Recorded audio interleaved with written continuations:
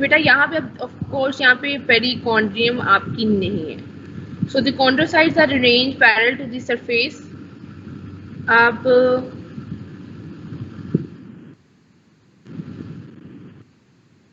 चलिए ये आपकी एक असाइनमेंट होगी, ठीक है. This is your task that you will study and tell me that if there is no perichondrium then from where these chondroblasts are coming. ठीक है, ये मैं आपसे नेक्स्ट प्रैक्टिकल में सबसे जरूर पूछूंगी. एक ये पूछना है मैंने, और मैं देखती what I will ask. This is a task from my side that you will study and tell me कि इसमें chondroblast कहाँ से आते हैं, where is the why the if the perichondrium is absent. सो बेटा ये डायग्राम जो है आपको एक रफ ओवरव्यू देने के लिए, इसकी थोड़ी सी करेक्शंस हैं, तो जो फाइनल आपको डायग्राम मैं व्हाट्सएप करूँगी वो आपने ड्रॉ करनी है. Just to show you the zones. अब हाइलाइन आर्टिकुलर कार्टिलेज में जो है बेसिकली 3 जोन होते हैं, जोन 1, 2 एंड 3. और because of the changing composition of the matrix, अगर आप ऊपर से नीचे देखें तो ये देखो पहले पिंकिश हो रहा है, फिर थोड़ा सा ब्लूइश हो रहा है. ये कॉम्पोजिशन ऑफ मैट्रिक्स की वजह से कहीं पे ये इज़ोनोफिलिक स्टेन ज्यादा ले रहा है और कहीं पे ये बेसिक स्टेन जो है वो बेसोफिलिक स्टेन ज्यादा ले रहा होता है, extracellular matrix. That is why हमें सेल्स भी सारे पिंक या ब्लू नजर आते हैं. Otherwise they are all same. Just because of the extracellular matrix की difference in the composition they stain differently. अच्छा, अब जो हाइलाइन आर्टिकुलर है, मैं अगर आपको नेक्स्ट दिखाऊं, this is a picture of hyaline articular cartilage. अब हाइलाइन आर्टिकुलर कार्टिलेज अगर आप ऊपर से स्टार्ट करें, first of all this is zone 1, then zone 2, then zone 3.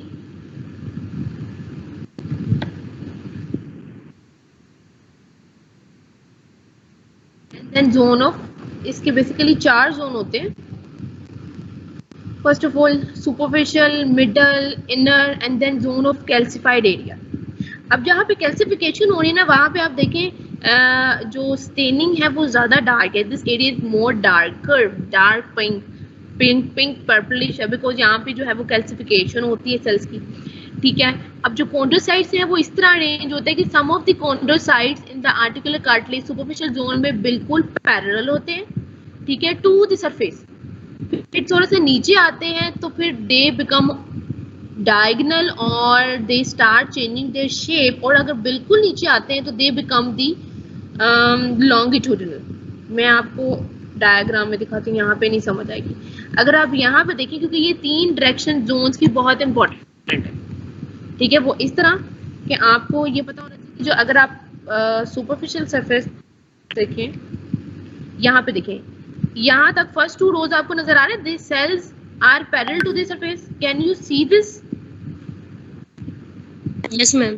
हाँ, आपको ये जो अंदर सेल्स नजर आ रहे हैं दे आर पैरेलल. अगर आप थोड़ा सा नीचे डाउन मूव करते हैं इन द मिडल लेयर, अब ये जो सेल्स हैं इनकी डायरेक्शन डिफरेंट हो गई है. Some are straight, some are diagonal. लेकिन जब ये नीचे आते हैं in the third zone, now they become the perpendicular to the surface. So ये आपने, क्योंकि this is very important while you are drawing. आपने प्रॉफ में भी जो बच्चे ब्लंडर मारते हैं ना कि इन सब की जो सेल्स की डायरेक्शन है वो सेम कर देते हैं, तो फिर उनके मार्क्स कटते हैं.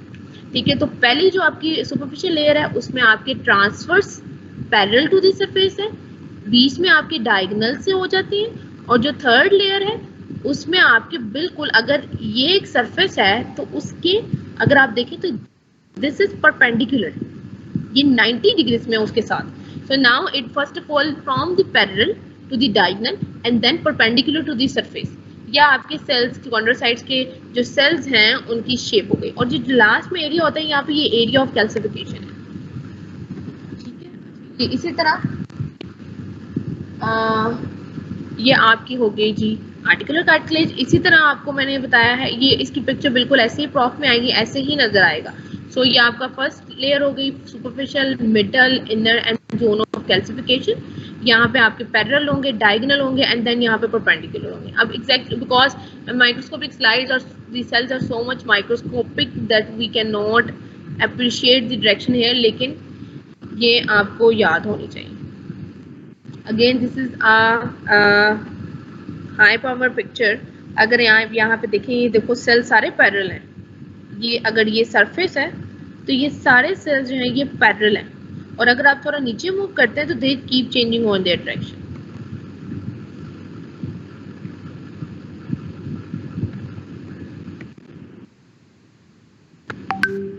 ओके, सो ये बेसिकली आपको जूम पिक्चर तीन डिवीजन्स में दिखाई हुई है। सबसे पहले ये ऊपर वाली लेयर है जिसमें पैरेलल सेल्स हैं। थोड़ा नीचे मूव करेंगे तो आपके सेल्स जो हैं उनकी डायरेक्शन चेंज हो रही है, ठीक है। और ये I think zones of calcification है, ये नीचे जोन ऑफ कैल्सिफिकेशन आ जाता है। So this is hyaline costal cartilage. अब जो हाइलाइन कोस्टल कार्टिलेज है वो एग्जैक्टली जो है इस तरह आपको राउंडेड नजर आएगा, ठीक है। Now it has a perichondrium. सबसे पहले आप पेरिकॉन्ड्रियम ड्रॉ करेंगे, ठीक है। देन अब पेरिकॉन्ड्रियम की कॉम्पोजिशन क्या है, आउटर फाइब्रस, इनर सेलुलर। अब आपने जब इसको ड्रॉ करना है तो there is a fine difference between the outer fibrous and inner cellular.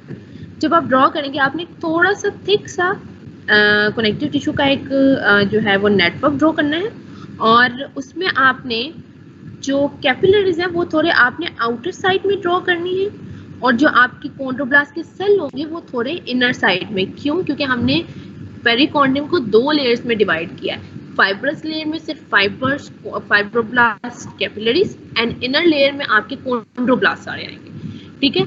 अगर आप अगर यहाँ पे कॉन्ड्रोब्लास्ट ऊपर वाली साइड पे ड्रॉ करेंगे तो ये आपकी मिस्टेक है, ये इनकरेक्ट है, ठीक है। इस पे ये इतनी माइनर डिटेल्स होती हैं जो कि वाकई ही आपके प्रॉफ में डायग्राम में आपके एग्जामिनर देखते हैं।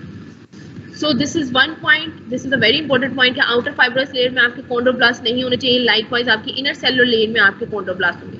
अब जिससे ये कॉन्ड्रोब्लास्ट गलत बना हुआ है, ये थोड़ा सा इनर साइड पर होना चाहिए, लेकिन इस पर कॉन्ड्रियम के अंदर अंदर ही। अब जैसा ये कैपिलरी है ये थोड़ी सी इनकरेक्ट बनी हुई है, ये कैपिलरी थोड़ी सी आपकी ऊपर होनी चाहिए। अच्छा, then in the hyaline costal cartilage you have these chondrocytes, ठीक है। ये आपके chondroblast that give rise to chondrocytes हैं। अब यहाँ पे जो है सबसे पहले आप अगर देखें ये सारे पैरेलल आ रहे हैं, सरफेस के साथ ही चल रहे हैं, और अगर आप इधर देखें तो अब इनकी डायरेक्शन चेंज होती है। Then at some point you have isogenous group of chondrocytes. Isogenous group ये होते हैं कि sometimes within the this membrane जो आपके सेल्स होते हैं ना, they undergo mitosis and they give rise to 2 to 3 group of cells together. So the isogenous group ये है जो इकट्ठे एक jumbled up within the same membrane they are present. So they are 2, they can be 4, they can be 8, they can be 16. So ये एक isogenous group हो गया. Then you have zone of calcification जहाँ पे calcification होती है, and then what else? There is a zone of degeneration because when there is calcification they can occur degeneration as well. अब अगर आप देखें कि ये मैट्रिक्स जो है यहाँ पे पिंकिश है और यहाँ पे ब्लूइश है, अब ये ऐसा क्यों है? कौन बताएगा मुझे? मैम क्योंकि कंपोजिशन डिफरेंट है तो स्टेनिंग भी डिफरेंट होगी। मैट्रिक्स की कंपोजिशन में डिफरेंस की वजह से इट इज यहाँ पे ये पिंक स्टेन ज्यादा ले रहा है और यहाँ पे ये ब्लू स्टेन ज्यादा ले रहा है।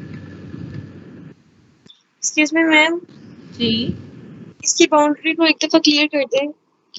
कैपिलरी और ये जो कॉन्ड्रोब्लास्ट है